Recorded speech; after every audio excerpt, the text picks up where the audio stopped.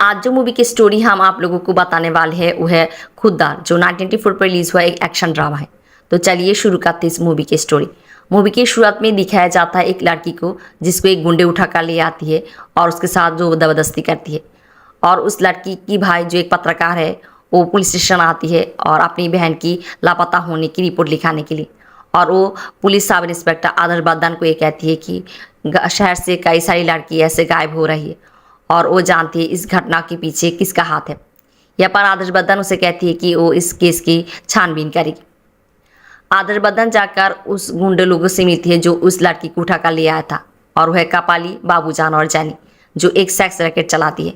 और वो लोग शहर की सुंदर सुंदर लड़कियों को उठा कर लेकर उनके साथ अश्लील वीडियो बनाती है।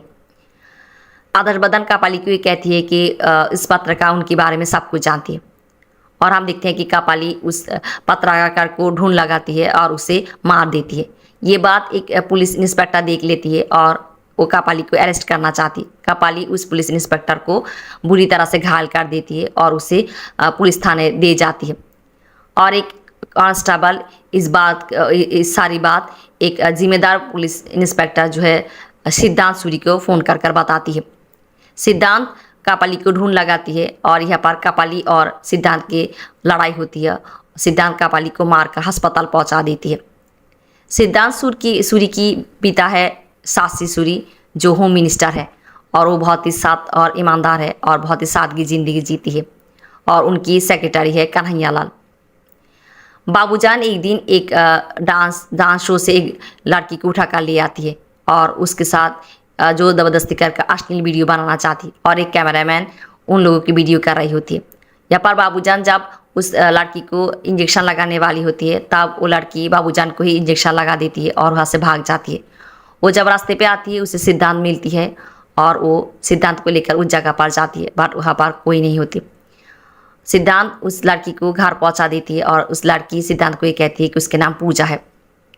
पूजा सिद्धांत को चाय पीने के लिए घर बुलाती है, बस सिद्धांत उसे गलत समझ देती है। पूजा यहाँ पर बहुत ही नाराज़ होती है और वो सिद्धांत को ये कहती है कि सिद्धांत उसे जैसी लड़की समझ रही है वो ऐसी नहीं। वो कहती है कि वो खुद के लिए और कुछ बच्चे लोगों को बुला कर ले आती है जो अनाथ है, उनकी देखभाल के लिए डांस शो करती है। ऐसे ही सिद्धांत जो पूजा के बारे में उसकी जो ख्यालात हुआ था उसकी चेंज होती है और उस पूजा की सम्मान करती है। सिद्धांत जब घर आती है तब यहाँ पर हम देखते हैं कि उस कैमरामैन और कोई नहीं है, वो है सिद्धांत की छोटे भाई नांदू, जिससे सिद्धांत बहुत प्यार करती है।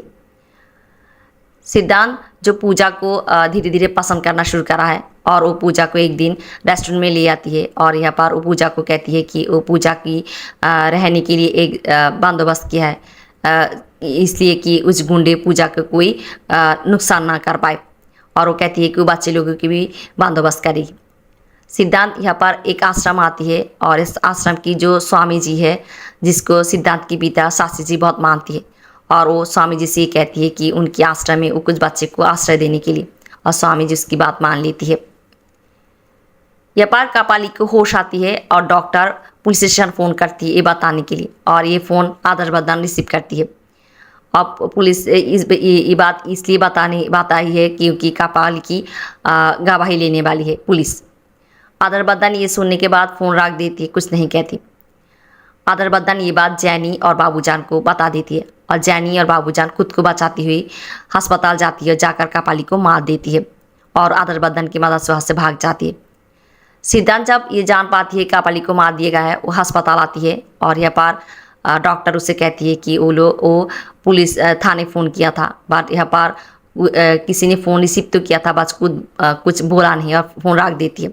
और सिद्धांत समझ जाती है। सिद्धांत थाने आती है, आकर आदर्श बदन को एक रूम में ले आती है और उसे पिटाई करती है और उसे जानना चाहती है कि कपाली की हत्या किसने किया है, बट यहाँ पर आदर्श बदन कुछ नहीं कहती। सिद्धांत उसे एक दिन की मोहलत देती है। आदर्श बदन जैनी और बाबूजान को लेकर उस आश्रम आती है स्वामी जी से मिलने, और यहाँ पर हम जान पाती है कि स्वामी जी इन लोगों के साथ मिली हुई है। स्वामी जी आदर्श बदन को ये कहती है कि उसे नौकरी छोड़ देने के लिए, और आदर्श बदन अगले ही दिन जाकर सिद्धांत को रेजिग्नेशन लेटर देती है और नौकरी छोड़ देती है। यहाँ पर एक दिन नांदू, पूजा और सिद्धांत को एक साथ देख लेती है और वो जाकर बाबूजान से कहती है कि उसे बचाने के लिए। और नांदू ये भी जान पाती है कि सिद्धांत पूजा को कहाँ पर रखी है और वो बाबूजान उसकी गुंडे को ये बता देती है और वो लोग जाकर पुलिस को मारकर पूजा के ऊपर हमला करती है।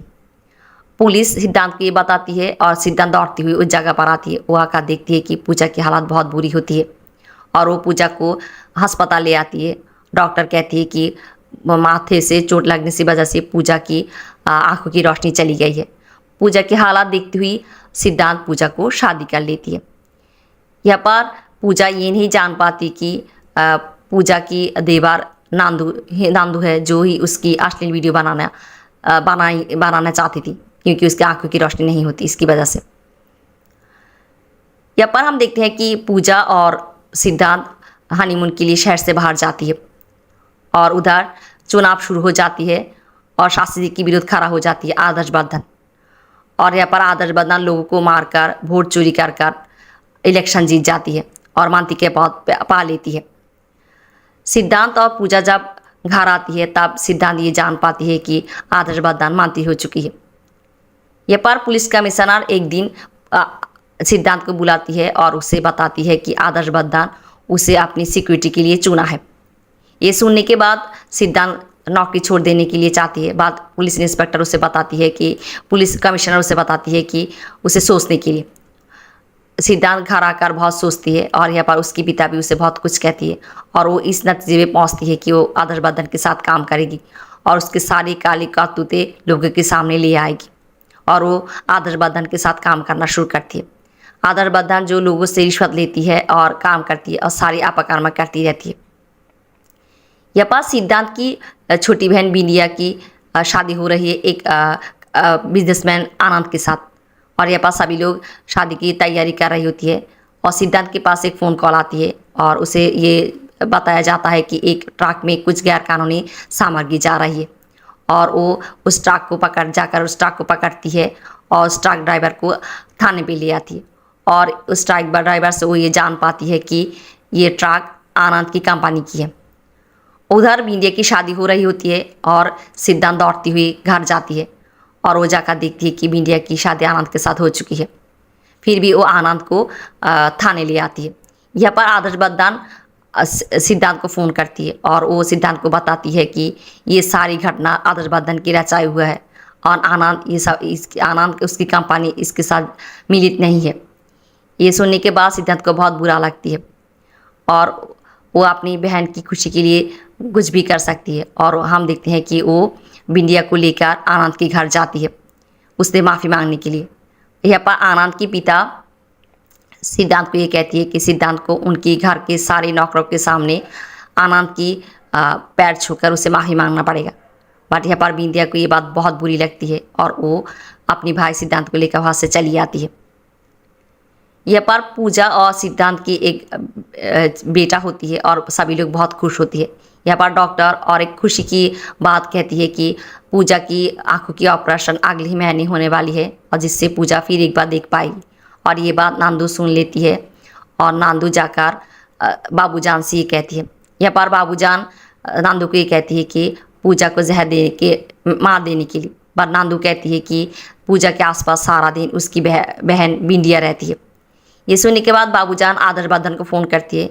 आदर्श वर्धन आनंद के घर जाती है। आनंद को वो जेल से छुटाया था और वो लोग आदर्श वर्धन को बहुत अच्छा समझती है और वो आनंद और उसके प्यारे परिवार को ये कहती है कि वो बिंदिया को अपने घर बहू बना कर ले आए, सब कुछ भूल कर।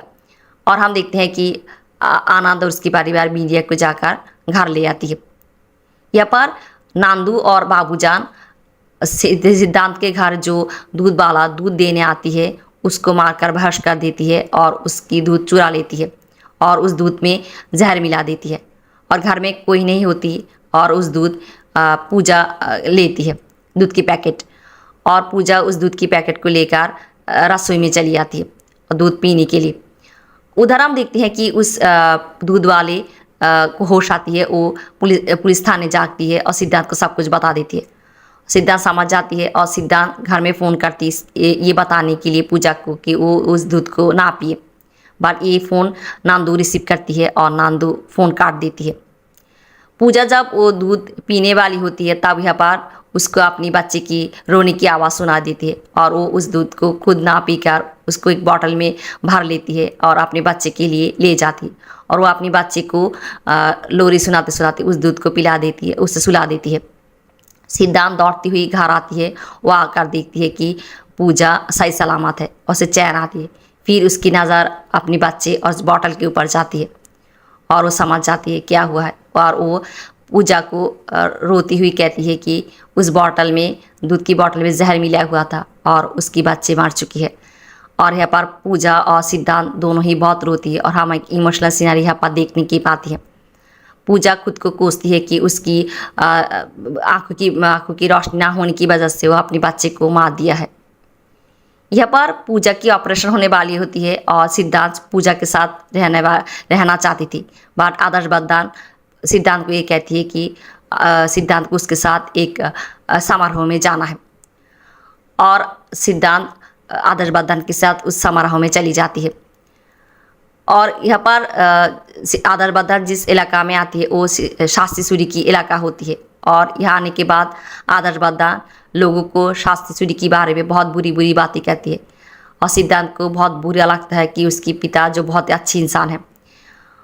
और यहाँ पर आदर्श बददान सिद्धांत को एक चप्पल जो उसकी पैर से गिर गया था वो लेने के लिए आने के लिए कहती है और सिद्धांत जाकर उस चप्पल को ले आती है और उस चप्पल से आदर्श बददान को बहुत मारती है और आदर्श बददान वहाँ से भाग जाती है।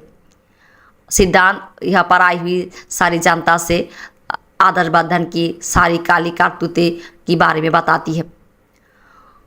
और उधर हम देखते हैं कि पूजा की ऑपरेशन होती है और बाबूजान जाकर उसे मार देना चाहती है और यहाँ पर सिद्धांत जाकर पूजा को बचाती है। आदर्श बददान की मांत्रिक का पास छीन लिया जाता है और वो स्वामी जी के पास जाती है उसकी मदद करने की कहने के लिए और वो स्वामी जी से ये भी कहती है कि वो शास्त्री सूरी की सारी परिवार को मार देगी।